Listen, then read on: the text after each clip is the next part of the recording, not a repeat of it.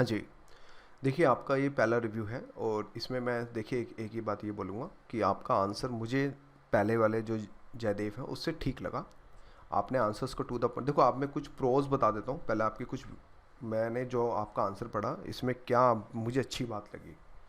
अब पहली बात, आपकी हैंड राइटिंग अच्छी है, तो इससे आपको कहीं ना कहीं एक एज फैक्टर आपको मेंस के अंदर मिलेगा। आपकी आंसर राइटिंग काफ़ी अच्छी है।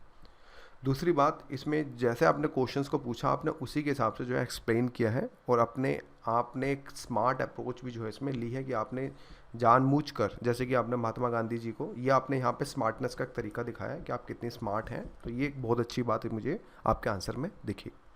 सेकंड, और जो दूसरी पॉइंट मुझे ये लगा कि आपने इसमें फिगर्स के थ्रू, जैसा आपको लगा कि आपकी चीज़ें हैं, हालांकि आपकी हेडलाइन मुझे ठीक नहीं लगी, यहाँ आपको भूमिका लिखना चाहिए था, ठीक है।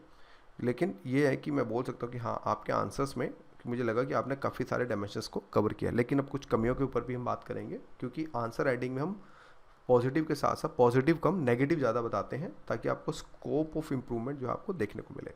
राइट। देखिए, अगर मैं इंट्रोडक्शन से मैं स्टार्ट करूँ, ये देखो नैतिकता शब्द, लैटिन शब्द, यार ये लिखने की ज़रूरत नहीं है अब। क्यों? क्योंकि देखिए, आप जो किसका एग्ज़ाम दे रहे हैं, आप दे रहे हैं सिविल सर्विस का, यानी कि यूपीएससी का। यूपीएससी में ये शब्द कहाँ से उत्पन्न हुआ, ये इसके लिए कोई फ़ायदा नहीं है। यहाँ पे डायरेक्ट क्वेश्चन था नैतिकता से आप क्या समझते हैं। यहाँ पे जैसे आप नैतिकता की ऐसे हेडिंग डाल देते, ऐसे डाल देते, उसके बाद जब आप डायरेक्ट स्टार्ट कर सकते थे कि नैतिकता जिसका जिसका अर्थ होता है, यानी कि यहाँ से डायरेक्ट आप कि जिसका अर्थ होता है चरित्र तथा नैतिकता व आदर्शवादक सिद्धांत है जिसके आधार पर व्यक्ति सही या गलत का निर्धारण करता है। आपने जो ये ब्लू और ब्लैक का पेन का जो कॉम्बिनेशन दिखाया ना, ये एग्जाम हॉल में इतना टाइम नहीं मिलेगा आपको कि आप ये ब्लू और ब्लैक पेन को कर सकें। आप एक ही पेन से लिखें, ज़्यादा बेस्ट रहेगा, ठीक है। लेकिन हाँ, खुला लिखें, साफ़ सुथरा लिखें, तो आपके आंसर्स में ज़्यादा बेस्ट रहेगा। तो आपने जो दिखाया साथ में, जो शुभ है सद्गुण है, आपने कोटेशन भी डाल दिया, तो मुझे लगता है कि ठीक है। लेकिन साथ में यहाँ पे आप एक एग्जांपल्स के साथ भी नैतिकता को अगर आप चाहते, एक शॉर्ट में आपने डेफिनेशन भी दे दी। देखो स्कोप कहाँ कहाँ है, स्कोप ये है कि आप एक छोटा सा एग्जांपल भी डाल देते एज ए करंट एग्जांपल कि कैसे नैतिकता देखी जा रही है एग्जांपल के तौर पे, तो उसके तौर पे भी मैं कह सकता हूँ कि आप एक परफेक्ट, इसको हम बोल सकते हैं, वर्ड आता है परफेक्ट, आपका जो है इंट्रोडक्शन या फिर आपका ये पहला पार्ट आपका यहाँ पे हो जाता है।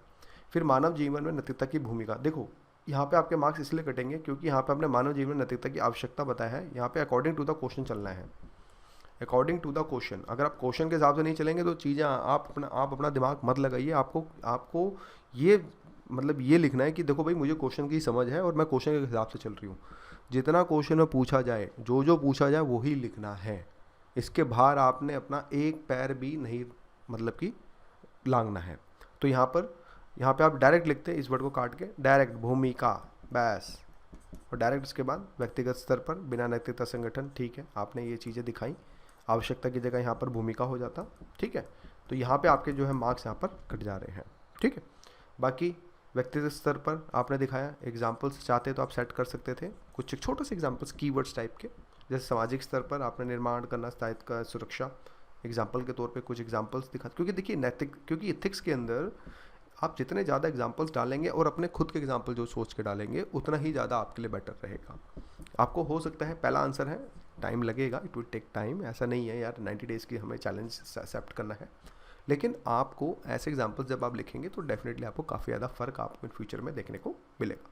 फिर रणनीति स्तर पर, ठीक है, सॉरी राजनीतिक स्तर पर, फिर राष्ट्रीय स्तर पर, ठीक है, ये आपने ठीक लिखे पॉइंट्स, क्योंकि आपकी हैंड राइटिंग बहुत अच्छी है, जिससे मुझे प्रेशर फील नहीं हो रहा है आपके आंसर को पढ़ने में। मुझे जयदेव के आंसर को पढ़ने में प्रेशर फील हो रहा था, लेकिन आपने जैसे से लिखा, ये एक बहुत अच्छी बात है, क्योंकि आप टीचर को टॉर्चर नहीं कर दे रहे हैं, मतलब टॉर्चर नहीं कर रहे हैं। तो ये यहाँ से फिर टीचर बोलता है यार देखो मुझे तंग नहीं करो तो ठीक है, मैं आपको 1 मार्क्स ज़्यादा दे दूंगा।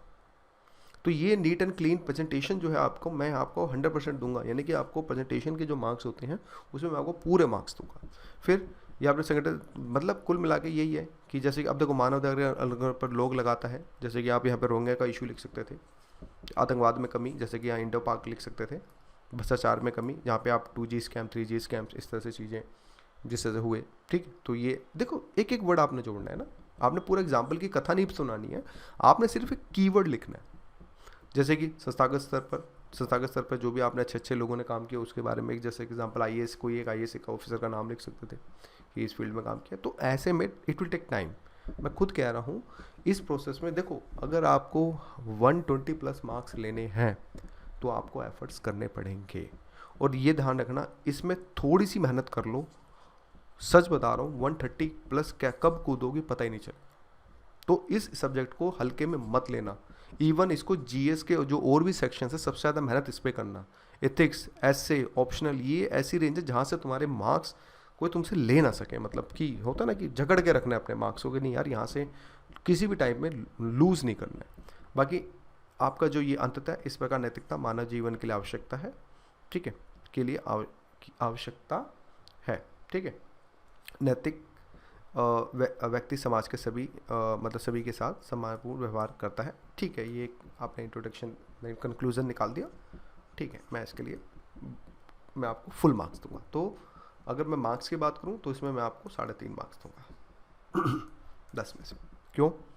लैक ऑफ एग्जांपल्स, हेडिंग आपने सही से नहीं डाली, उसके मार्क्स कट रहे हैं।